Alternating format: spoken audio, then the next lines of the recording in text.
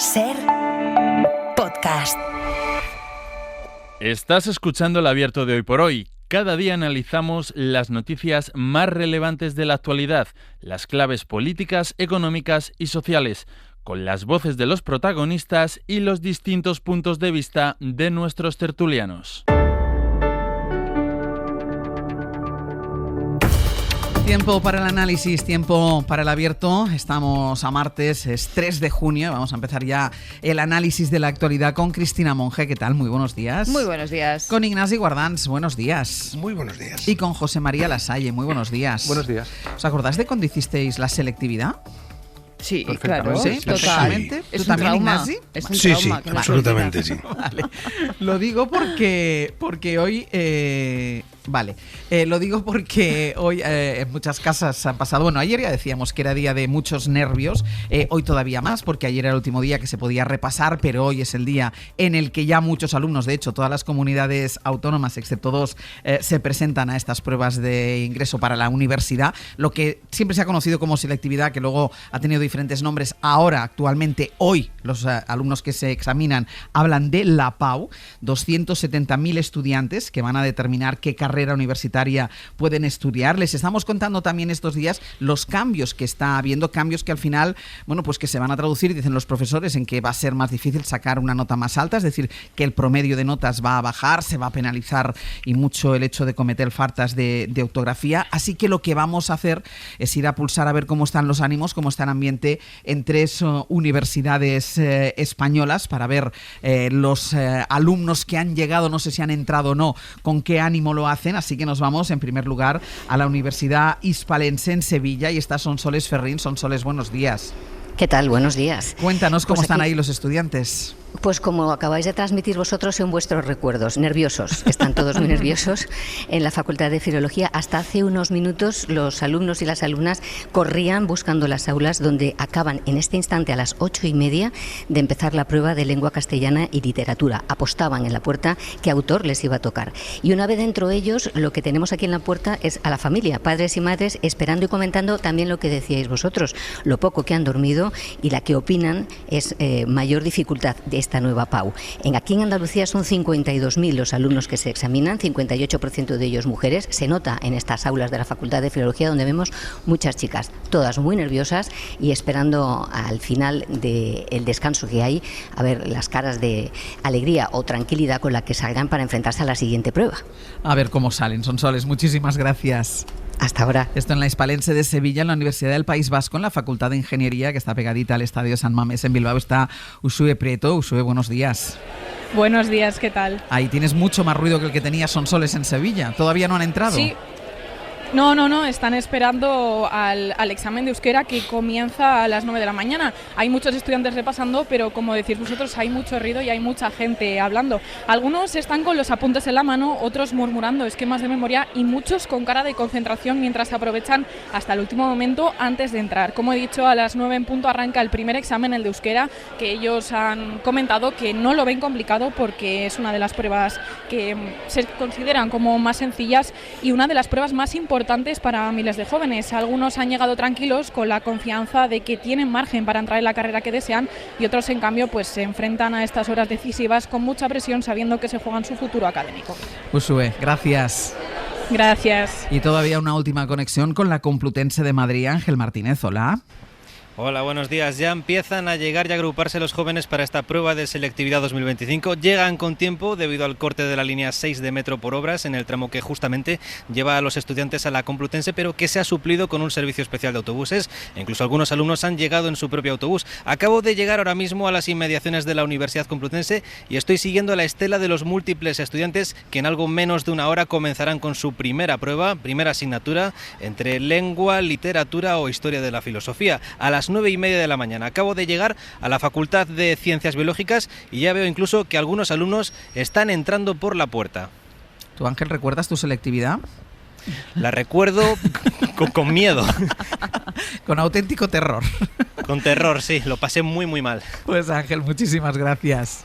Muchas gracias. Hasta luego. Aquí cada uno tiene su recuerdo, algunos más lejanos, como es mi caso, o el de Guardans, por ejemplo. Algunos más lejanos, pero todos recordamos la experiencia propia. Y es verdad que este año, y ayer lo comentábamos y teníamos además testimonios de chavales que estaban ayer estudiando para esta prueba, que tenían la sensación de que iban menos preparados por el hecho de la incertidumbre, de los cambios que se han introducido y bueno, de esa sensación generalizada que transmiten los profesores de que va a ser más difícil sacar una nota alta, que el promedio de notas va a bajar. Y salió ayer en la conversación, en la tertulia de ayer, en el análisis de ayer, Cristina, de la necesidad o no de hacer esta prueba, porque si uno se viene examinando, si uno viene pasando curso tras curso con un promedio de nota, ¿por qué esta prueba que da ese miedo y ese pánico, a pesar de que el 98% de los estudiantes la selectividad pasada la aprobaron sin ningún problema, pero sí que es verdad que es un momento que te da la sensación que te enfrentas a un blanco o negro, o que pasas o que no pasas,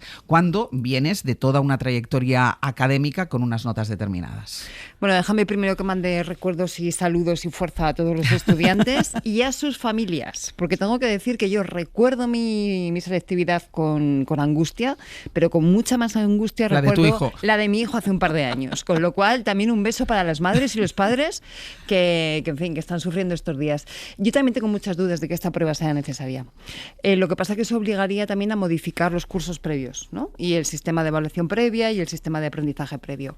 Porque efectivamente si tú tienes una formación, principio de carácter generalista, que luego te vas derivando hacia unas disciplinas de conocimiento, ¿no? Más científicas, más de humanidades, más sociales, etcétera, y vas incorporando allí una serie de destrezas de una forma acumulativa. Si todo eso lo vas superando, luego efectivamente la incorporación a la universidad debería ser una manera mucho más natural y mucho más fluida, ¿no? Por decirlo de alguna manera. Es verdad que hay carreras que tienen muy poquitas plazas que se ofertan y por lo tanto eso obliga en cierta medida a tener un criterio para diferenciar quién accede o quién no accede, ¿no? Pero es que aquí habría muchas cosas que revisar. Por ejemplo, ¿por qué determinadas carreras en determinadas universidades tienen un número que nunca supera los 30 alumnos, ¿no? ¿Hay algún tipo de justificación? En algunas de carácter científico o médico a lo mejor, pero en otras quizá no tanto. Entonces yo creo que el debate de la selectividad no se puede abordar sin abordar al mismo tiempo, por un lado, la enseñanza previa, el proceso previo, y por otro lado, el famoso tema de cómo se decide cuántos alumnos oferta cada universidad en cada carrera cada año. Porque si tú tienes un doble grado, que ahora está muy de moda, y aceptas 25 alumnos, obviamente la nota de corte para entrar allí va a ser muy alta. Altísima. Y eso va a implicar efectivamente un proceso de selección y que entran las 25 mejores notas. Pero realmente, sobre todo en las universidades públicas, ¿no? Que es aquí lo central que estamos hablando, ¿no? ¿Realmente está justificado que tú solamente admitas 25 alumnos? ¿O se están generando ahí también determinados grupos elitistas? Yasaye, ¿cómo lo ves? Bueno, es que yo creo que el gran debate que tenemos por delante es el debate de la educación y es un debate que estamos aplazando de una manera constante. Además hay una presión ambiental, que es la inteligencia artificial y todo lo que esto representa, y en algún momento tendremos que echarle mano al tema. Pero bueno, vamos con parches, tratando de abordar en un día a día una gestión muy complicada, que yo lo veo en la universidad, donde mis alumnos, yo hace mucho tiempo que desterré la posibilidad de hacer un examen oral o un examen escrito largo, porque el nivel de incapacidad para articular reflexiones más o menos sólidas a través de subordinadas es realmente complejo, y estoy hablando de una universidad con notas de corte altas y con currículo acreditado a través de un expediente académico bueno. Pero luego las faltas gramaticales, los errores, etcétera, me resultaban tan irritantes que he preferido acudir a un examen test con una objetividad a la hora de resolver los conflictos posteriores en la revisión de los exámenes, que hace que todo fluya de una manera que, si quisiera ser realmente estricto, pues nos íbamos a otros escenarios. Porque esto Pero eso me parece muy deprimente lo que estás contando. Bueno, es que es deprimente el escenario educativo de nuestro país, de verdad, y es que hay que afrontarlo. En algún momento, insisto, habrá que poner la atención en la educación de nuestro país. Pero no en una educación ya universitaria, en una educación en la infancia, que es realmente la gran tarea. ¿Cómo vamos a educar a nuestros hijos para la inteligencia artificial? Pero bueno, este es otro debate. Yo ayer, por ejemplo, mis hijas, que tienen 11 años, van al conservatorio y están en violín para pasar a profesional. Y fue un momento donde, acompañándolas, tenían que examinarse delante de un tribunal de 3 profesores, con sus pruebas, y 11 añitos, 11 para 12 años, con el reto que implica ser juzgadas de una manera tan extraordinaria. Creo que ese tipo de pruebas nos ayudan a entender mejor la complejidad de lo humano y nos ayudan sobre todo a madurar. Y uno de los grandes problemas que tenemos con nuestros jóvenes, y lo digo así abiertamente porque, insisto, lo veo en la universidad, es que muchas veces les falta esa capacidad para madurar, para afrontar que la vida no solamente son derechos, sino que también son responsabilidades.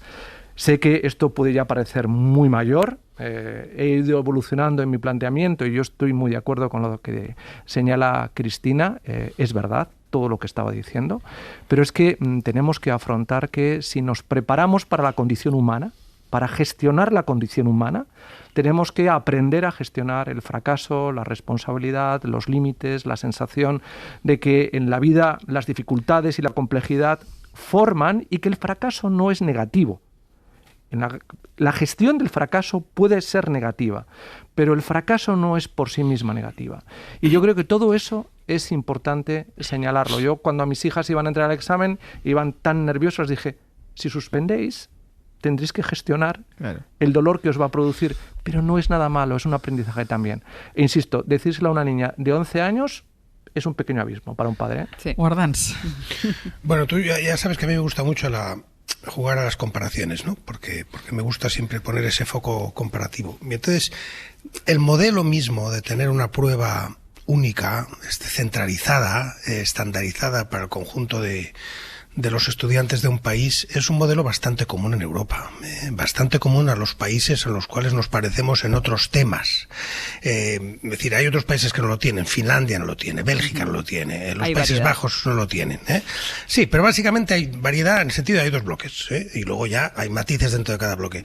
Pero los países a los que nos parecemos en otras muchas cosas, incluso socialmente, por supuesto, pues Francia es el más próximo, pero también Portugal a su manera, Grecia, pues tienen esos exámenes centralizados. Alemania también, aunque Alemania somos distintos en otros temas, pero ese elemento federal pues no impide que haya un examen centralizado. Por lo tanto, a mí el concepto de que haya un examen, un punto final de embudo, aunque la palabra sea fea, un elemento común a todos que de alguna manera unifique el acceso, no me parece mal. Otra cosa es qué es lo que entra ahí. Ayer os escuchaba discutiendo pues hasta qué punto tiene que entrar ahí la parte lingüística o no la parte lingüística. Bueno, pues yo en eso discrepo de alguien que decía que esto no es importante. Sí es importante, la capacidad de expresarse, no es tanto el Mira lo que estaba diciendo ahora Lasalle. Claro, las dificultades que tienen los alumnos para expresarse. Claro, yo, sabes, aquí todos enseñamos de alguna manera. Yo ahora desde hace unos años he vuelto a la docencia, con la que había empezado en mi momento mi carrera, y ahora enseño en París en un máster, ¿no? en educación superior, ¿no? Y hago exámenes no solo de mi propio curso, sino que soy tribunal de otros cursos, ¿no? De otros programas de otros másteres en esa universidad. Bueno, una cosa espectacular es efectivamente ese tema, esa capacidad de expresión oral, esa capacidad de plantarse y estar ahí haciendo una presentación oral, que en España pues hay poca gente que esté preparada o que haya sido educada para eso. Por tanto, yo sí estoy de acuerdo en que siga existiendo este examen, pero sí creo que el debate tiene que ser mucho más amplio, mucho más holístico, si me permitís la pedantería de la expresión. Y creo que efectivamente con la inteligencia artificial se nos viene encima una revolución que, como ocurre siempre que hay una revolución de este tipo, afecta antes a los profesores que a los alumnos. Porque si los profesores no están acostumbrados y no saben usarla, no podrán utilizarla bien y la verán simplemente como un enemigo o como alguien que les desautoriza o que les mide de una forma que hasta ahora no les medía a nadie, ¿no? Y por tanto sí que hay que repensar muchísimas cosas y no fijarse solo en ese día al año en el que hablamos del examen de la EBAU, ¿no? Yo creo que abre un melón muy interesante, Ignacia, ahora, porque efectivamente si estuviéramos hablando de otro tipo de pruebas en el que lo que se midieran fueran las capacidades, las habilidades para comunicar oralmente, para comunicar por escrito, para manejar conceptos con cierta complejidad, para manejarse en la abstracción conceptual, si manejáramos todo eso, que es lo que en estos momentos de revolución tecnológica e inteligencia artificial tenemos que poner en valor, Entonces ahí me parecería excelente. Pero claro, eso implicaría revisar todo el sistema de enseñanza desde primero de primaria, prácticamente, ¿no? Que es el gran desafío que tenemos en estos momentos. Y efectivamente, Ignacio, yo estoy muy de acuerdo contigo. En estos momentos yo no sé si los profes estamos incorporando de una forma adecuada y de una forma inteligente toda la revolución digital y en concreto la inteligencia artificial. Yo veo a muchos colegas reaccionando de manera contraria, queriendo echar de las aulas todo lo que signifique tecnología. Y, hombre, una cosa es no tener a los alumnos con el móvil jugando en clase, que eso es evidente. Y otra cosa es que hay determinados avances tecnológicos hoy en día que te pueden ayudar a ejercer mejor tu profesión y a enseñar mejor, ¿no? Es que después van a cohabitar con ellos. Claro, porque es que además Cristina, la función del docente cambia radicalmente en un entorno tecnológico. Claro. No tiene ningún sentido ya que estemos dando clases magistrales, impartiendo doctrinas que seguro que pueden encontrar por muchos sitios. En estos momentos el aprendizaje o la enseñanza, ¿no? La educación se parece más a acompañar a nuestros estudiantes cogidos de la mano por un bosque muy complejo, lleno de datos que algunos son ciertos, que otros no, enseñarles a detectar el peligro del bosque, es decir, la desinformación o los datos falsos. Cambia radicalmente la función del docente. Entonces, o incorporamos esto o realmente nuestra función, yo no sé si tiene mucho sentido desterrar la tecnología sin más. Ignacio, ¿no? ¿qué querías decir? Sí, no, quería decir que esto no es la calculadora en clase de matemáticas, ¿no? Los que tenemos una cierta edad, pues sí. Yo no era muy de ciencias, pero conozco ese debate porque lo vi de cerca, ¿no? ¿Se puede llevar la calculadora a clase de matemáticas? Bueno, no es eso, y ese debate se superó muy ampliamente. Hoy, obviamente, por supuesto, que la gente lleva calculadora y ya nadie está diciendo raíces cuadradas en casa, ¿no? O en clase, ni sinos y cosenos y nada, eso no se hace, solo hacer calculadora. Pero no es eso, la inteligencia artificial no es eso, no es una calculadora más potente, es una reconceptualización de todo el acceso al conocimiento. Es repensarlo todo, y entonces efectivamente exige un esfuerzo enorme que va mucho más allá de los profesores, van los poderes públicos, van todos los gestores públicos de la enseñanza, van rectores, directores de centros. Hay que repensar de cabo a rabo cómo se enseña, cómo se prepara a la gente a acceder a un mundo en el que el conocimiento está ahí entero a disposición y del otro lado del RIC en segundos. Y por tanto es toda una mentalidad distinta, una forma de racionalizar, de razonar distinta, un acceso distinto, que no es incompatible, por supuesto, con la enseñanza y que, por supuesto, no nos sustituye, pero no es un plus, no es una cosa que ha llegado, un aparato nuevo. Hay gente que sigue pensando que esto es una especie de aparatito. La IA no es un aparatito, es la imprenta, es la máquina de vapor, es un cambio radical y profundo en todo, y entonces quien no entienda eso, pues está perjudicando incluso a la gente a la que pretende formar. Que no lo entienda y los poderes públicos que no lo aborden, porque es un debate. Por supuesto, porque además es que nos va. No lo entienda afecta a los responsables de educación. Nos va a comer el tiempo. Claro, es decir, como siempre, nos va a pasar por encima, como pasó cuando salió Internet. Es decir, nos va a pasar por encima y nos va a comer el tiempo. Bueno, pero en este proceso, con una transición crítica tan aguda como la que vamos a vivir, y donde la educación va a ser tan importante para la igualdad, la brecha de desigualdad va a ser más grande que nunca. Y eso es lo que no se da cuenta la gente. Justamente. Que estamos realmente asomándose a un escenario en el que quien no tenga herramientas ya, y que muchas veces provienen de la familia o del entorno educativo más básico que ha ido acompañando el proceso formativo y que está muy marcado también por la desigualdad, desgraciadamente, quien no tenga esas herramientas es que se asoma a un fracaso personal y profesional. Porque la inteligencia artificial va a suponer realmente convivir con algo que nos disputa la capacidad para pensar y que tenemos, por tanto, que agregarle valor a lo que ella ya está poniendo sobre la mesa. Y eso no se improvisa de un día para otro. Por eso a mí, muchas veces y ahora vamos a entrar en los debates del día a día, y nos olvidamos realmente de este tema, me parece de una irresponsabilidad a nivel colectivo extraordinario. O sea, porque realmente estamos ante la prueba sobre la que se va a pivotar, de verdad, o sea, hasta cierto punto la supervivencia de lo humano en el sentido más espiritual del término. Y eso requiere, por Dios, la atención de los poderes públicos. Pues sorpresa, pero no le están prestando atención. Van por otro sitio los debates.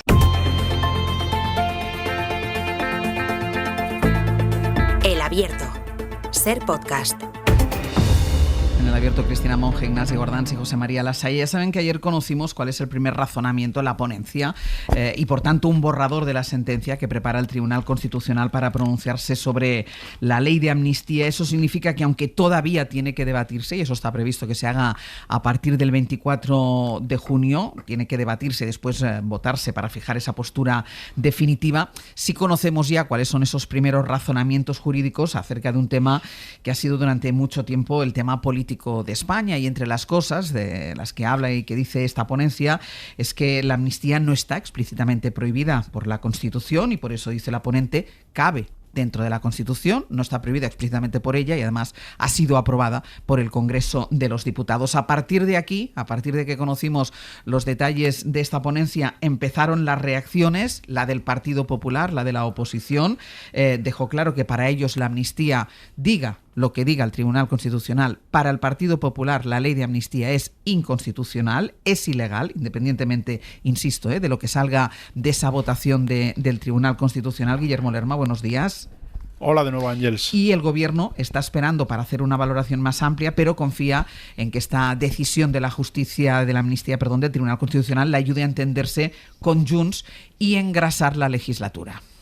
Sí, a la espera de que la sentencia definitiva confirme lo que avanza el borrador conocido ayer, el Gobierno ve en el pronunciamiento del Constitucional un respaldo a una decisión fundamental para el Ejecutivo, que espera ayude, como dices, a engrasar esa relación con Junts, aunque la idea que repiten en el Ejecutivo es que la amnistía ya ha tenido efectos, la normalización política, algo que insisten es irreversible en Cataluña. Para el PP, sin embargo, como decías, la ponencia del Tribunal Constitucional es un elemento más que sirve a Feijóo para seguir acusando al gobierno de corrupción.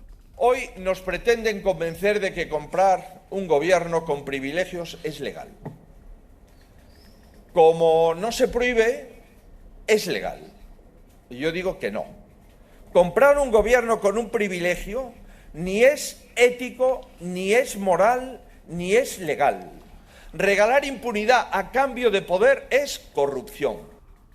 En la Moncloa nos sorprende esta reacción del PP y celebran que los argumentos de ese borrador sean una enmienda al relato político que ha hecho el PP sobre la medida. Políticamente, lo que espera el Ejecutivo es precisamente que este pronunciamiento ayude a mejorar las relaciones con Junts, aunque en este momento defienden en el PSOE que hay una mayor sintonía con el grupo independentista. Sí lo constataron, de hecho, los socialistas en la reunión que, según ha podido saber la SER, celebraron ambos partidos el pasado viernes. El secretario de Organización, Santos Cerdán, volvió a reunirse con Puigdemont, aunque esa mejora de la sintonía con Junts no esperan que se traduzca en un avance en las carpetas y en los acuerdos pendientes. De hecho, la cita de la semana pasada ha servido para constatar también que el rechazo a la reducción de la jornada laboral es firme. En el PSOE se asienta la idea de que ese proyecto no tiene opciones reales de prosperar, pero a pesar de esa realidad parlamentaria, con Junts, con Podemos, en una estrategia de distanciamiento del PSOE, Sánchez lanzaba ayer este mensaje de continuidad. Ese es el resultado de estos 7 años en los que España no ha dejado de avanzar. Es bueno mirar hacia atrás para tomar conciencia de todo lo hecho durante estos años, pero sobre todo para tomar impulso, pensando no solo en lo que queda por hacer, sino en lo que vamos a hacer desde el Gobierno durante los próximos años. El gobierno que se aferra a esa agenda social que ha desplegado durante los 7 años que se cumplen desde que Sánchez llegó al poder para intentar espantar el relato político que pretende fijar el PP de fin de ciclo político por parte del Ejecutivo. Guille, gracias. Hasta luego.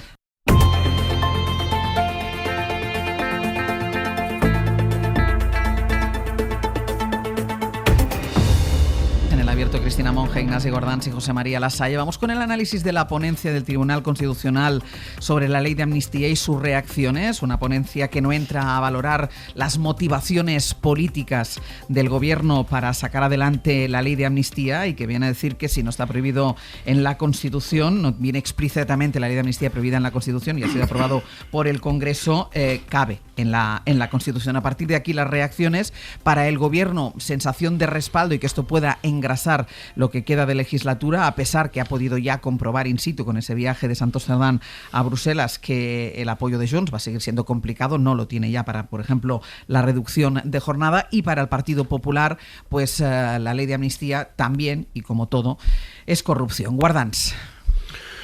Bueno, Hay mucho que comentar hay aquí. Hay mucha tela que cortar. ¿Por dónde mucha empezamos? tela que cortar. Mucha tela que cortar, y parte de esa tela pues solo se podrá cortar cuando tengamos el texto real, ¿no? Pero yo empezaría por un punto. No se le puede pedir al Constitucional que diga una cosa y su contraria. Y por tanto, si efectivamente nos creemos, y yo lo acepto, que el Constitucional ha dicho, oiga, lo que ha hecho el Parlamento, ¿por qué lo ha hecho? No es cosa mía y yo no me meto. Entonces, si lo que ha dicho es yo no me meto, significa que tampoco lo está valorando positivamente. O sea, lo que es absurdo es pretender que el Constitucional, cuando ha dicho no me meto, está bendiciendo la ley de amnistía. No. La ley de amnistía sigue teniendo, para aquellos que así lo consideraban, lógicamente, los mismos defectos de ética, de moralidad, de, corrupción no, pero de que no nace de una iniciativa política en su momento como tal, sino que nace pues de una sumisión a alguien que lo ofrece a cambio de votos. Y todo lo que tenía ese debate, el Constitucional no lo ha tocado, porque justamente dice que en eso no entra. Lo que es absurdo es decir que, como dice que no entra, dice que es bueno. No, eso es una falta, es un salto lógico absolutamente, inconsistente, ¿no? Y por tanto sigue estando perfectamente legitimado con esta sentencia del Constitucional cualquier crítica, cualquier ataque a la ley de amnistía por su origen, por de dónde viene, por cómo se concibió, por la contradicción que suponía respecto de lo que se había defendido hasta entonces, por las otras posibilidades que había, etcétera, etcétera, etcétera. Todo eso no lo toca el Constitucional, porque si no estaríamos haciendo decir al Constitucional que sí, que efectivamente ha aplaudido lo que la mayoría decidió y por qué lo decidió, ¿no? Esa es la primera. A partir de ahí, entra en otros temas la sentencia, o entrará, por lo que se ve, en temas de igualdad, que son los que a mí me parecían más débiles, o sea, en mi opinión ya más personal, más de jurista. Es que efectivamente yo siempre dije que aunque no me gustaba, yo lo dije, no lo he cambiado, no me gustaba la ley de amnistía, pero que el Parlamento tenía su derecho a hacerla, eso dije en su momento. Y aún así, que la ley de amnistía me habría algunos interrogantes en materia de igualdad entre los españoles. Eso es lo que quiero ver cómo queda resuelto. Por lo visto hay una primera resolución, que es decir, también hay que amnistiar a los que se manifestaron contra el proceso independentista, que no sé cuántos hay que hayan sido perseguidos penalmente, creo que muy pocos, pero eso me parece un primer punto, pero para mí sigue quedando ese tema abierto, el tema de la igualdad. No lo veo claro, y hasta que no vea el razonamiento auténtico del tribunal, pues no puedo opinar. Cristina. Claro, pero esto es muy importante, porque yo creo que aquí esto nos va a ayudar mucho a clarificar la naturaleza de la ley y de la polémica. Lo que dice el Constitucional es lo único que podía decir en realidad, que esto es la voluntad del legislador.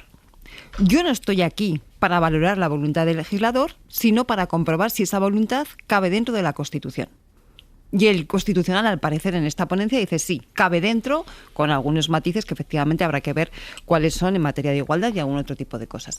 Pero diferencia radicalmente la naturaleza política de la ley, como tiene que ser, que se ajusta a una mayoría del Congreso de los Diputados, y por lo tanto estamos ante un debate de naturaleza política absolutamente legítimo en cuanto a por qué nace, a cómo nace, a si es procedente o si no, pero no en cuanto a un debate jurídico en el sentido de que el Constitucional dice en la Constitución cabe.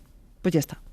Por lo tanto, yo creo que con esos matices, que a lo mejor son algo más que matices, o sea, con esas cuestiones que el Constitucional señale que pueden ser polémicas desde el punto de vista de control de legalidad, de control de constitucionalidad, que es la única función que tiene, efectivamente con esos matices lo que nos está diciendo es cabe dentro de la Constitución. Y ahora la naturaleza del debate es una naturaleza política. Por lo tanto, como nos ha pasado muchas veces con el tema de Cataluña y con otros temas, diferenciemos nítidamente la naturaleza política de las discusiones políticas de la naturaleza jurídica de las discusiones jurídicas, porque si no estaremos haciendo un lío y estaremos haciendo un flaco favor al Estado de Derecho. Lasalle. Bueno, a ver, maticemos, porque como tengo unos amigos míos que son magistrados y parece que me escuchan con suma atención y luego me riñen porque cometo determinados... Hazlo bien, Lasalle, hazlo bien. A todos nos riñe mucha gente en estas tertulias. Aparte que los magistrados por lo general tienen esta actitud, ¿no? Parece como si están investidos de una autoritas que nos coloca al resto de los mortales, incluso a los que algo de derecho también sabemos, pero bueno, sí, a ver. Pero mandan WhatsApps un poco, inquietantes, un poco duros. No, o a través de terceras personas. Pero vamos a ser precisos. A ver, yo lo explicaba hoy en las claves. Es decir, esta ponencia está planteando una reflexión que en términos de razonabilidad jurídica es irrefutable. ¿Por qué? Porque está haciendo algo que me parece, luego es cuestionable, ¿de acuerdo? Pero está argumentada jurídicamente sobre la base de un principio de razonabilidad que implica la arbitrariedad política en la reflexión sobre el contenido que se está planteando aquí. Hay una cierta predisposición a interpretar, y lo que voy a decir lo digo desde la filosofía del derecho, un cierto justnaturalismo democrático. Es decir, que hay que entender que la democracia tiene que basarse en una serie de presupuestos morales y éticos para poder ser definida como tal, aunque en la Constitución no esté. ¿De acuerdo? Y esto no es operativo de acuerdo con el constitucionalismo que nace a partir de la Segunda Guerra Mundial, que es un constitucionalismo basado en los presupuestos de lo que se denomina el positivismo ético. Es decir, la idea de que, y aquí se plantea así, que el legislador puede hacer todo lo que la Constitución no prohíbe explícita o implícitamente. Y esto es lo que está planteando aquí el Constitucional. Recordarnos a todos que el positivismo ético está influyendo sobre la configuración teórica de lo que son las constituciones a partir de la Segunda Guerra Mundial. Por lo tanto, dejémonos de estar manejando una doctrina decimonónica, interpretativa sobre la separación de poderes, sobre la igualdad, sobre una serie de valores que efectivamente están en la atmósfera de las democracias liberales, pero ojo, luego tienen que ser aterrizadas. Y lo que está haciéndose aquí es aterrizarlo. No se está prohibiendo la amnistía. Se están prohibiendo los indultos generales, en la reflexión que eso planteaba respecto del siglo XIX español. Y eso es importante, que tenga que hacerlo también una magistrada del Tribunal Constitucional. Explicarnos lo que tendríamos que saber todos, también es para hacérnoslo ver. Como también es para hacérnoslo ver que pensemos sobre la base de bloques argumentativos. ¿Vale? Es decir, ahora toca que los que en su momento consideraron que era una barbaridad la sentencia del Tribunal Constitucional sobre el Estatut de Cataluña, ahora la aplauden y nos exigen a todos respeto a lo que el Tribunal Constitucional nos plantea. Esta manera de estar pensando sobre la base de bloques argumentativos, progresistas, conservadores, progresistas, es reconocer en el fondo, que esto es lo que a mí más me inquieta, que ya nuestras instituciones, y en este caso un alto tribunal como es el Tribunal Constitucional, ya no tienen autoritas. Han perdido la autoritas. Acatamos las sentencias. Acatamos una ponencia, entre comillas, desde un punto de vista de razonabilidad jurídica. Pero no entramos ya en considerar que concurre autoritas en quienes emiten esa resolución. Porque ya está todo manoseado por la política desde hace mucho tiempo. Y porque muchas veces las carreras profesionales de aquellos que acceden al Tribunal Constitucional ya también tienen, y lo digo con todo el respeto a los miembros del Tribunal Constitucional, ¿de acuerdo? Pero ya han tocado tanto a la política también, que todos ven los recovecos para colocar las esquinas en las que lo político se filtra. Y eso es triste también desde un punto de vista político. Y es triste desde un punto de vista institucional, que tengamos que estar todavía funcionando sobre esa base de bloques argumentativos. Dicho todo esto, me parece que la ponencia, hasta donde he podido leer, me parece, en términos de razonabilidad jurídica, impecable. Ojo, tiene muchísimas aristas, pero bueno, para eso estará luego, se supone que el debate en el Pleno dentro de unos días, para recortarlas y finalmente acomodarlas a lo que tiene que ser un pronunciamiento judicial. ¿Y engrasa la legislatura como cree el gobierno, Cristina? Yo eso tengo más dudas, porque si bien es verdad que bueno, que esto es un hito, ¿no? muy importante, pero primero, aunque la sentencia final del Constitucional modifique algunas cuestiones, pero no invalide la ley, que parece que la cosa va a ir por ahí, eso no quiere decir que Puigdemont vuelva mañana a España, ni que sea indultado automáticamente. Efectivamente. Por lo tanto, ahí queda un camino por recorrer. Y luego estamos viendo además que la relación del Partido Socialista con sus socios, sobre todo catalanes, es que es un continuo, de un tira y afloja continuo increciendo, ¿no? Por lo tanto, yo creo que esto es un hito muy importante. Es decir, si el Constitucional hubiera tumbado la ley, probablemente la legislatura estaría todavía peor, pero el hecho de que la avale no quiere decir que la engrase más, por sintetizar. Tú tampoco lo piensas, Ignasi. No, porque creo que efectivamente el Constitucional, pues efectivamente dice, el Parlamento podía hacer lo que hizo y a partir de ahí no me meto más, pero no entra además en las consecuencias inmediatas, o sea, todavía no ha entrado y vamos a ver cuándo entra, pues en lo que puede hacer el Supremo en la interpretación de esa ley, en lo que afecta evidentemente a Puigdemont. Claro. Parece que más de un tercio de los condenados todavía no tienen la amnistía aplicada, ¿no? Que dice que hay mucha gente que todavía no está viviendo la amnistía personalmente, empezando por el líder máximo de ese grupo. Y por tanto, no, yo creo que las aristas que tiene la relación entre el PSOE y Junts pues son las que son y no van a cambiar. Es verdad que si la Fiscalía, la Abogacía del Estado, de repente hubiera estado apoyando la cancelación de la amnistía, pues claro que la cosa sería mucho peor. Pero el hecho mismo, o sea, no sé cómo decirte, esto estaba descontado. Desde el punto de vista de la relación entre ellos estaba descontado. Esa es la expresión que quería decir. Pues hacemos una pausa y vamos con la conferencia de presidentes. El Abierto. Ser podcast.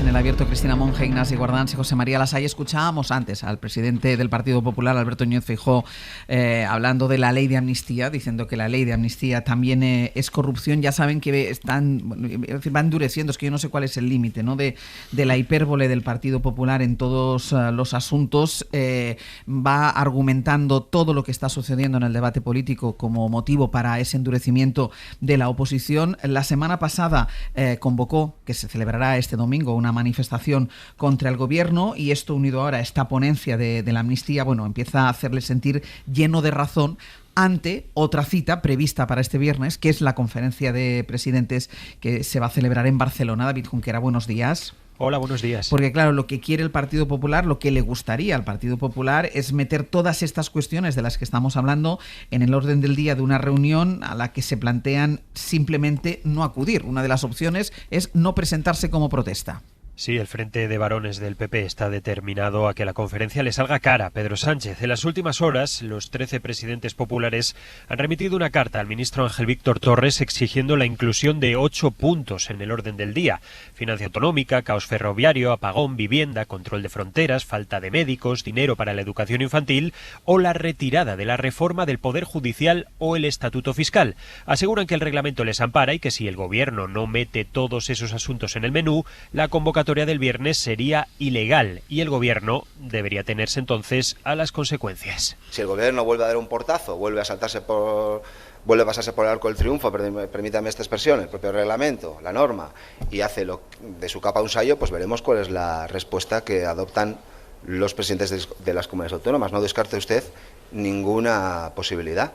Y que no podemos descartar, pues el plantón o una visita a los tribunales para tratar de que la conferencia se suspenda por la vía de las medidas cautelarísimas. Si esto pasa, dice Génova, dice Borja Semper, será culpa del gobierno. Entendemos que todo se habla por los aires. Quien cambia las reglas del juego, quien entorpece la relación institucional y quien hace un uso y abuso del reglamento a su propio antojo, será el gobierno.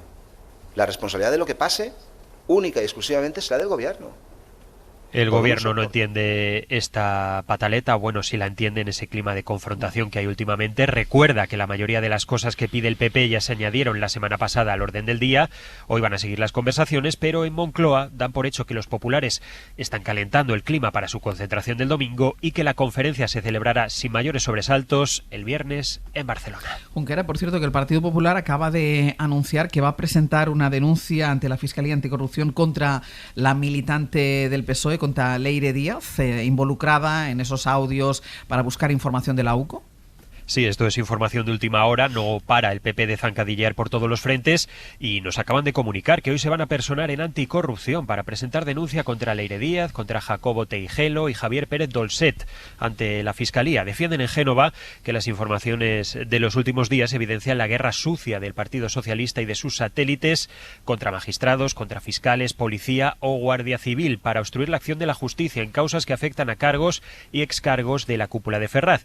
La denuncia se presenta por la Comisión de Presuntos Delitos de Cohecho, de Tráfico de Influencias, de Obstrucción a la Justicia y de Organización Criminal.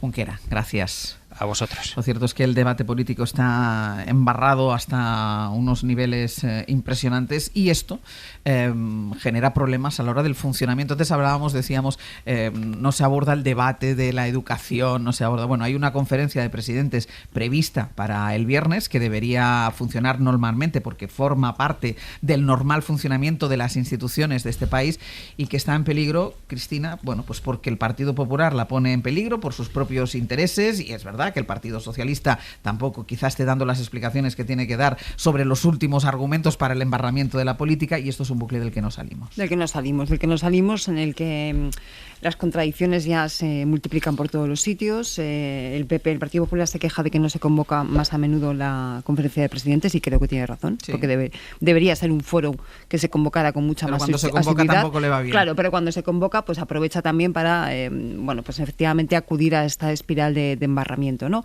Que esto tampoco tiene que tener nada que ver con los asuntos de Ley de 10 y compañía, que forman parte de otro capítulo, de otra carpetita, ¿no? Que efectivamente yo también creo que el Gobierno debería dar muchas más, el Partido Socialista debería dar muchas más explicaciones y tomar decisiones, pero es que se acaba mezclando todo en un barullo que acaba sin dar respuesta a las necesidades políticas de nada. Cuando luego hablamos de desafección política y decimos que la ciudadanía no percibe que la política es útil, nos estamos refiriendo a esto, ¿no? De que en vez de debatir sobre cómo tenemos que modificar el sistema educativo para que dé respuesta a los cambios tecnológicos, qué pasa con la atención a la sanitaria, a los menores de no sé qué ocurre, en vez de con eso, pues estamos permanentemente embarrados en las cosas de los políticos en vez de en las cosas de todos. Y esta es la gran perversión de lo que tenemos en los sistemas democráticos de hoy.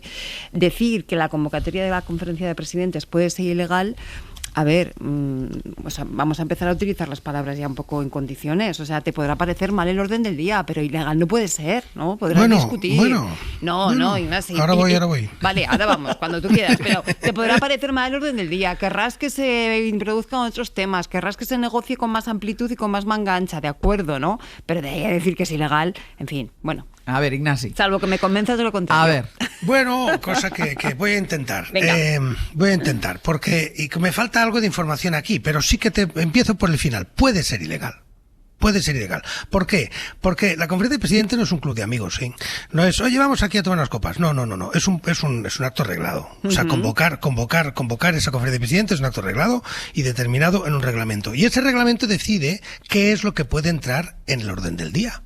¿Y quién tiene derecho a meter algo en el orden del día? Y ahí está el presidente del gobierno, está el Senado y está una mayoría de comunidades autónomas y ciudades con estatuto de autonomía que pidan meter algo en el orden del día. Y están las conferencias sectoriales, que a su vez también están formadas, como se sabe, por las comunidades autónomas, por los consejeros respectivos o consejeras de las comunidades autónomas en sus ámbitos.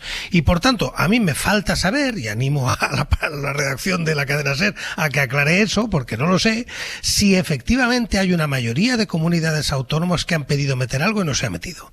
Hoy si hay una mayoría, si hay alguna conferencia sectorial que haya pedido meter algo y no se ha metido. Porque si eso es así, si ha habido una mayoría de comunidades autónomas, una conferencia sectorial ha pedido introducir algo en el orden del día y no se ha metido, efectivamente esa convocatoria puede ser ilegal. Exactamente igual como una Junta General de Accionistas, pues puede ser ilegal y se puede impugnar si resulta que depende de lo que digan los estatutos de esa sociedad, si hay una mayoría de accionistas que pide meter algo y eso no se mete en el orden del día. Por tanto, cuidado con la sensación de que aquí el gobierno puede hacer con esa conferencia de su capa un sayo. No, es un organismo reglado y entonces, insisto, puede que no sea así, puede que efectivamente las comunidades autónomas del PP no lo hayan pedido por la vía reglamentaria, etcétera, no lo sé, pero si lo hubieran pedido puede ser ilegal efectivamente esa conferencia, ¿eh? Ignacio, como sabía que tú te lo sabes todo muy bien y venías preparado, yo también me he traído el BOE con el reglamento de la conferencia de presidentes y efectivamente en su artículo 5.1 dice: el orden del día de la conferencia de presidentes será fijado por el comité preparatorio con la conformidad de su presidente y de 10 comunidades autónomas o ciudades con estatuto de autonomía. No es esto a priori lo que parece que está ocurriendo. A priori, insisto, es algo que efectivamente coincido contigo, podría ser, sí. Pero claro, pero es que aquí primero se echa la piedra y luego ya veremos a ver si hay que esconder Pero la dicho mano. eso, Cristina, ¿no? si vamos al fondo, si dejamos la parte jurídica fuera, yo sí creo, y no es la primera vez, creo que el gobierno haría bien en tener más generosidad, en que las cosas se sometan a votación. Yo también. En que, oiga, usted quiere hablar de esto, hablemos de esto, y que comparezca, ya lo haremos en otro momento, Sánchez tendrá que comparecer y que se discuta. Esta sensación de que lo que pide el PP no se le da y entonces el PP pues sobrereacciona, pues impide la ocasión de sobrereaccionar. No sé por qué ganas y ¿quién gana con esto? ¿Quién gana con esto? Pues nadie. Yo creo que no pasaría nada porque se metiera efectivamente ahí y luego pues no se vota, o se gana o se pierde. Pero hay un elemento, iba a decir, de bunkerización. Es un poco excesivo, porque además el concepto de búnker nos retrae a una parte de un momento de la historia de España muy interesante, ¿no? Pero sí hay una cierta percepción por parte del gobierno de hay que aquí protegerse, porque nos atacan. En lugar de estar con iniciativa, con decir vamos a hacer una conferencia sectorial en la que se pueda desahogar el PP y luego ya le venceremos con argumentos o explicaremos que sus argumentos son inútiles. Pero en general los que hemos gestionado asambleas y cosas similares, cuando sacas una cosa del orden del día es que estás inseguro. Porque si no la metes y la ganas. Las hay. Bueno, yo creo que esto es el reflejo, la fotografía de que una sociedad polarizada incorpora costes, no nos sale gratis en términos democráticos, sobre todo en cuanto a lo que representa la calidad de la propia democracia. Y este es uno de los problemas que tenemos sobre la mesa. Cuando no hay capacidad para entenderse y de antemano el otro no te importa, entras en una dialéctica de conflicto que hace que muchas veces también nos arrojemos el reglamento unos a otros para tratar de seguir en la trinchera, que es un poquito lo que aquí está pasando. Es decir, el gobierno tendría que tener la generosidad y la manga ancha para también la oposición, en este caso el Partido Popular a través de los gobiernos regionales, ahormar una agenda compartida. Porque al final, cuando uno ha estado en el gobierno y ha tenido que elaborar las conferencias sectoriales en el ámbito de responsabilidad de cada uno, tiene que tener una cierta flexibilidad a la hora de incorporar determinados temas que a lo mejor no tocan, pero que por la urgencia que para una comunidad autónoma pueda tener, que tampoco puedes evaluar ni puedes estar juzgando de una manera precipitada, sí es relevante. Entonces, esa capacidad para que exista un cierto colágeno, ¿no?, que permita flexibilidad y una argumentación razonable entre unas partes y otras a la hora de confeccionar las agendas, pues es importante. Y esto no puede pasar en un entorno tan polarizado como el que estábamos viviendo. Es la consecuencia, el coste que trae, evidentemente, situaciones como las que la vivimos. Comunicación es imposible entre las dos partes. Totalmente. Claro, porque es que está completamente roto todo a todos los niveles. Claro, si el otro es tu enemigo, y la política es una trinchera, es imposible concederle al otro ninguna capacidad de diálogo, porque al otro ya no lo respetas, porque tú también asumes que el otro no te respeta a ti. Entonces, ¿qué problema hay? Y es que ya no hay un reparto de culpas. Las culpas, con mayor o menor intensidad, están en todos. Y el problema es que eso va intoxicando la democracia y haciéndola cada vez menos bebible en su complejidad. Y esto es lo realmente lamentable, que no estamos realmente valorando adecuadamente el impacto que esto tiene. Por ejemplo, y volviendo al tema inicial, para pensar en los temas que, ojo, que no son technicalities, que no son cuestiones puramente técnicas, de tecnocracia. No, es que son los temas de nuestro tiempo, los verdaderamente importantes. Yo la verdad es que me gustaría retomar un par de temas que comentaban los compañeros que creo que son muy relevantes, ¿no? O sea, primero, fíjate, Ignacio, que yo no diría ni siquiera generosidad, sino simplemente inteligencia, ¿no? De si el otro te está pidiendo incorporar temas, pues efectivamente, ¿por qué no incorporarlos? Que además, por cierto, son temas que son bien interesantes todos, ¿eh? Educación, sanidad, es decir, temas de política, financiación, efectivamente. Otra cosa es cómo lo incorporas, hasta dónde llegas, etcétera, etcétera. Pero efectivamente, yo creo que eso es así. Pero en segundo lugar, yo sí que vengo percibiendo de un tiempo a esta parte, probablemente desde el apagón hasta ahora, una sensación de que el gobierno está como metiéndose en su caparazón, ¿no? Lo llamaba yo. Sí, bueno, ya sabes que yo soy ecologista, te sacudo a las tortugas. Pero efectivamente, y es una reacción muy humana de quien se siente acorralado, ¿no? Yo creo que el gobierno lleva ya mucho tiempo diciendo y manifestando públicamente, ¿no?, que hay una cacería contra él, que se siente acorralado, y ante eso, insisto, es una reacción humana. Lo que se hace uno es protegerse, aprietas las filas, todo el mundo quieto, ¿no?, y sin mover un ápice absolutamente nada. Es una estrategia absolutamente desastrosa y es la garantía de la derrota. Si tú no sales a explicar, si tú no sales con ofensiva, si tú no recuperas la iniciativa política y la agenda política, quieres marcarla tú. Le dejas espacio al otro también. Pero es que además eres gobierno, o sea, necesitas tener esa avanzadilla, necesitas ir por delante.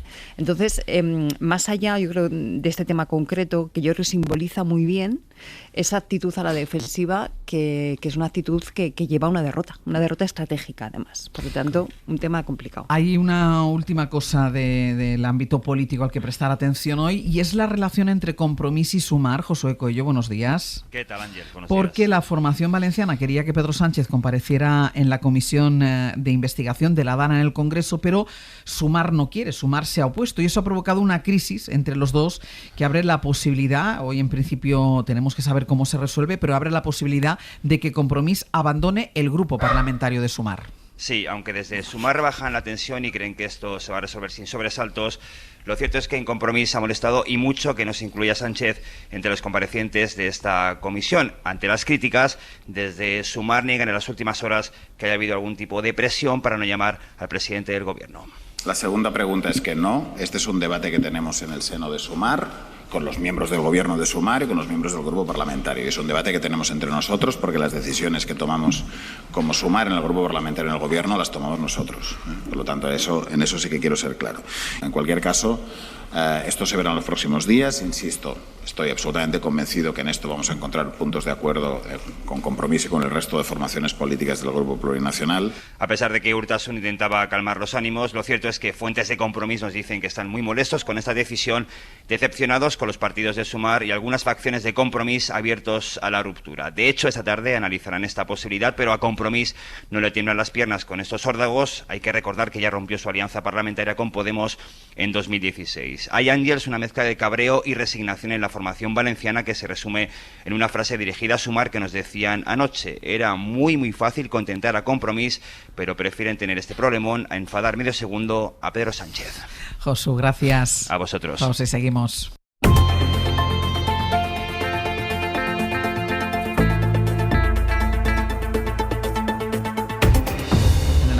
Cristina Monge, Ignasi Guardans y José María Lasalle. Me quedan todavía dos cosas, además de la ampliación de los datos del paro, de los muy buenos datos del paro que hemos conocido a las 9 de la mañana. Una de ellas es que hoy también va a haber novedades en torno a la relación entre España e Israel, entre el gobierno español y el israelí, porque España tiene decidido anular hoy un contrato con Israel de casi 300 millones de euros. Javier Bañuelos, buenos días. Hola Ángeles, ¿qué tal? Buenos días. Estamos hablando de un acuerdo para comprar misiles a Israel que va a decaer y que es otro de esos contratos que decía el gobierno español que no se podían anular. Sí, hasta ahora alegaban que no rompían ese contrato porque no había alternativa en el mercado, pero ese criterio, Ángels, ha cambiado. El motivo, el plan de desconexión militar de Israel que el gobierno ha acelerado en los últimos días. Estamos ante el segundo contrato que se suspende en una semana. En este caso no era armamento que se iba a comprar directamente a Israel, eran misiles que se iban a fabricar aquí en España. De hecho, 4 empresas españolas participaban en su desarrollo. Se iban a fabricar aquí, pero el diseño, la licencia, todo pertenece a una empresa israelí de la que ya hemos hablado en varias ocasiones, Rafael. De hecho, el contrato se adjudicó a su filial en España, Paptecnos. Lo hizo el gobierno apenas un mes después de la invasión de Gaza. Ahora, en un giro de 180 grados, Defensa ha ordenado revocar esa licencia y suspender este contrato que iba a suponer un gasto de unos 290 millones en 5 años para equipar al ejército de tierra con estos misiles contracarro. Israel conoce muy bien, Ángels, estos misiles Spike de quinta generación porque los ha utilizado de hecho en Gaza, en la invasión terrestre, y precisamente en la línea de esta decisión que adopta hoy el gobierno, hace 2 semanas, pues el gobierno también vetó la llegada a España de un carguero procedente de Israel que pretendía, según hemos sabido aquí en ASER, descargar en Cartagena piezas para fabricar estos potentes misiles que, como decimos, Israel ha estado utilizando en Gaza durante estos últimos meses. Bañuelos, gracias. Un abrazo. Pues sí, se van cancelando esos contratos, esa desconexión militar de la que hablaba Bañuelos entre España e Israel. Y después una última cosa que sí quisiera comentar con vosotros, porque ayer supimos que el presidente argentino, que Javier Milei, va a regresar a España este próximo fin de semana, es decir, el domingo va a coincidir la manifestación del Partido Popular y Javier Milei en España. Lo hará como invitado de un foro que se celebra aquí en Madrid, que está financiado por una plataforma que se dedica a la compraventa de criptomonedas. Es un evento que coincidirá Bayo, en el que coincidirá Milei con figuras destacadísimas de la derecha y la ultraderecha española como Iván Espinosa de los Monteros, Albert Rivera o Esperanza Aguirre. Sí, de hecho, la expresidenta madrileña es la única mujer entre los más de 25 ponentes de este evento. El Madrid Economic Forum, que se promociona en su web como el más influyente de España a nivel económico y empresarial. Eso a pesar de que esta es la primera edición que se celebra en la capital española. Ha habido 2 ocasiones anteriores, 2023, 2024, en Andorra. Allí se desplegó una agenda ultraliberal ante un público joven y mayoritariamente masculino. Claro que los valores son importantes, pero el capitalismo es moralmente superior. El Estado te quita dinero a ti para dárselo a él y le quita dinero a él para dártelo a ti. En lugar de dejarte a ti que tengas tu dinero y a ti que tengas tu dinero, se ha de entrometer en medio para que él sea el que parta y reparta. Creo que Milei está siendo muy valiente en muchas cosas y creo que realmente igual puede ser el faro de Entre libertad. los ponentes que van a repetir este año, el empresario y exdiputado de Ciudadanos Marcos de Quinto, el youtuber ultra Víctor Domínguez, conocido en redes como Wall Street Wolverine, y el exsecretario general de Vox, Iván Espinosa de los Monteros. El que no le dé a la primera, que seréis el 99%, insistid, perseverad y dadle duro. Y no os dejéis arrastrar por los que no han montado una empresa en su vida. Espinosa de los Monteros, por cierto, condenado con condena en firme por eludir el pago de las obras de su chalet. Durante 3 jornadas, de viernes a domingo, los asistentes a este foro en Madrid van a disfrutar, y digo disfrutar entre comillas, de ponencias sobre materias tan diversas como darwinismo financiero, gestión y wokismo, el paradigma del Bitcoin, ojo, medios de comunicación en crisis. Adivina quién la imparte. El presentador y difusor de teorías de la conspiración, Iker Jiménez, aunque el invitado estrella, el más esperado en este foro, será el que clausure el domingo la ceremonia. Será el presidente argentino, Javier Milei. Foros como este han sido protagonistas y promotores de la agenda siniestra del wokismo que tanto Así daño le escuchábamos hablar del foro de Davos. No creo que vaya a hablar de la misma manera de este foro, muy en la línea del ultraliberalismo que él promueve desde el gobierno argentino. Milei no tiene agenda oficial, no sabemos si participará o no, se acercará a lo mejor a esa manifestación del PP. Sabemos sí que regresa a España un año después de su última visita para recibir, recordemos, aquella medalla de la Comunidad de Madrid de manos de la presidenta Ayuso. El caso es que el presidente argentino va a clausurar este foro. Ojo, las entradas bailan desde los 100 euros la entrada básica a los 7.500 euros la entrada Diamond, que tiene palco de honor, evento VIP el viernes y transfer al aeropuerto.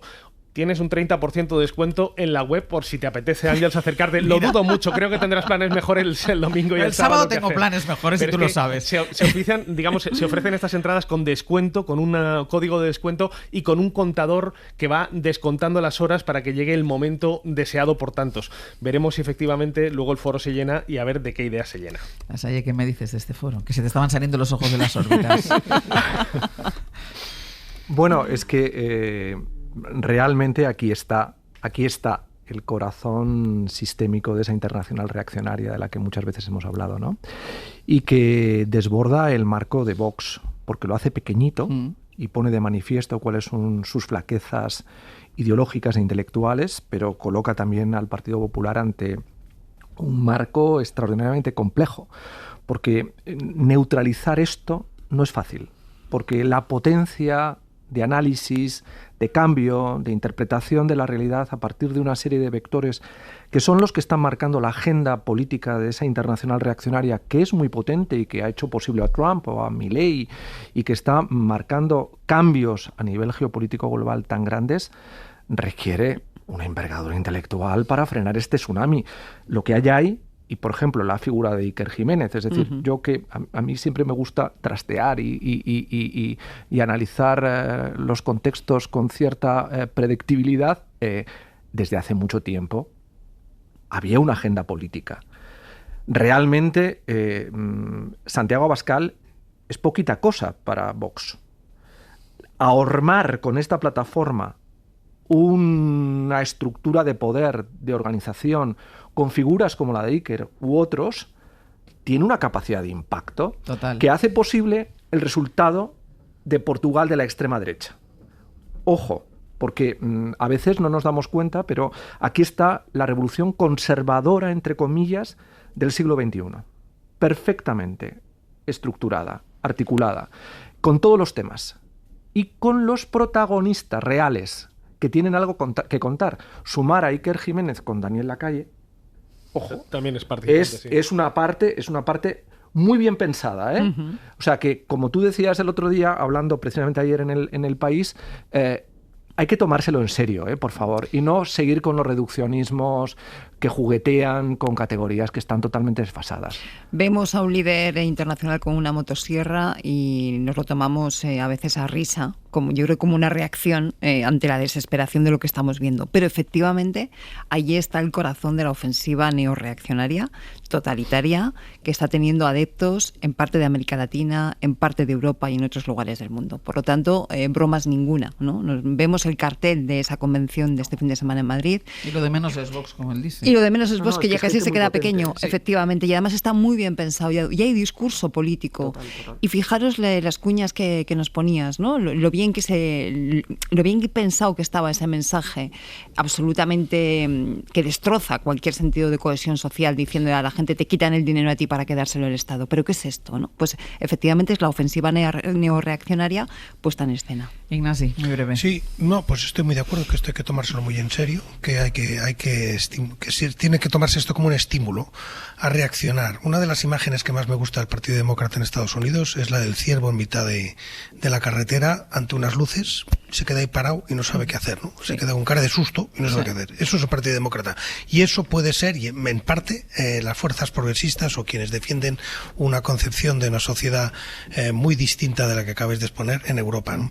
Por tanto, basta de risitas, basta de caricaturizar y hay que hacer un esfuerzo que no se está haciendo. O sea, lo dramático es que yo lo echo de menos tremendamente, un esfuerzo por decir, ¿por qué defendemos lo que defendemos? Hay que ir a back to basics. Sí. ¿Por qué defendemos lo que defendemos? ¿Por qué defendemos el papel del Estado en determinados ámbitos? Y a lo mejor revisarlo en otros ámbitos. Hay que tener ese coraje. Primero, Íñigo. Pues Ángels, Randstad Research, el Centro de Estudios y Análisis sobre el Mercado de Trabajo y los Recursos Humanos, nos ofrece ahora la ampliación de los datos del paro. Conoce toda la actualidad del mercado laboral en randstadresearch.es. A eso, vamos a desgranar los datos de empleo que conocíamos a las 9 de la mañana, porque estamos ante un mercado laboral que en mayo ha superado por primera vez los 12.700.000 trabajadores. Estefanía Salvatierra, cuéntanos. ¿Qué tal estamos, Ángels, ante un mercado laboral con una capacidad de sumar, de acoger trabajadores impensable hace tan solo 4 años? España crea empleo a un ritmo del 9,3%, son 6 veces más que Alemania y 5 veces más que Francia. Un escenario optimista que le permite al gobierno hablar ya de alcanzar los 23 millones de trabajadores al final de esta legislatura.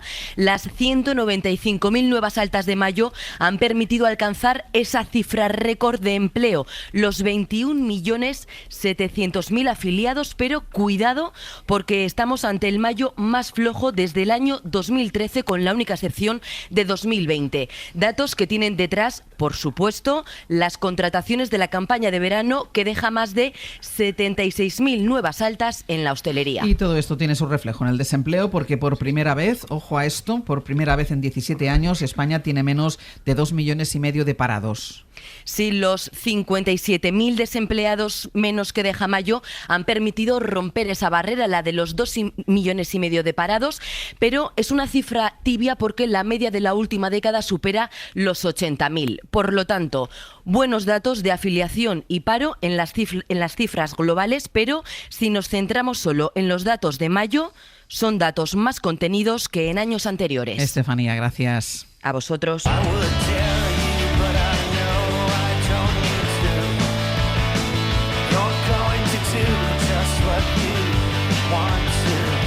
Pues vamos a ir terminando el abierto. Sergio Castro, Pepe Rubio, anímate esto. Buenos días. ¿Qué tal? Bueno, venga, yo me huelo... Cambiemos el paso, por favor. Yo huelo un buen programa de segundo tramo. ¿Sí? Aunque solo sea porque ahora en Comando Norte, en unos minutos, con Aitana Castaño y Nacho Carretero, vamos a hablar de eso, de olores. Vale. Dicen que es un olor, que es un sentido quizás el más complejo y desconocido de todos, también el más evocador. Aseguran que no existen palabras, que el diccionario se ha quedado pequeño para definir todos los tipos de olores que hay, para lo cual evidentemente necesitamos una buena nariz. Y nuestra invitada, que es nariz y muchas otras cosas, es Laura López Mascaraque, que es científica del CSIC, que nos va a acompañar para olfatear el tema bien en unos instantes. Vale, muy Qué bien. bonito el apellido Mascaraque, podría servir para cualquier cosa, ¿verdad? Sí, me gusta. Bueno, Chema Rodríguez, Miss Experiencia, nos visita en el estudio Carmen Arévalo, 81 años, actriz, madre del cineasta Daniel Sánchez Arévalo, y que la ha dado por escribir. A punto está de publicar su autobiografía, está escribiendo su primera obra de teatro y, ojo, y quiere escribir una gran historia sobre su familia. Maravilla. Sí, a los 81 años ha cogido el teclado, ¡Pam! Ha destapado la botella. Ahí está. Nos metemos en un jardín, lo primero 900, 100, 800 para todas aquellas personas que quieran plantear dudas, cualquier consulta a Eduardo Barba sobre jardinería, plantas, 900, 100, 800, eso es lo primero. Y después, Eduardo Barba, como los grandes grupos, él hace directos.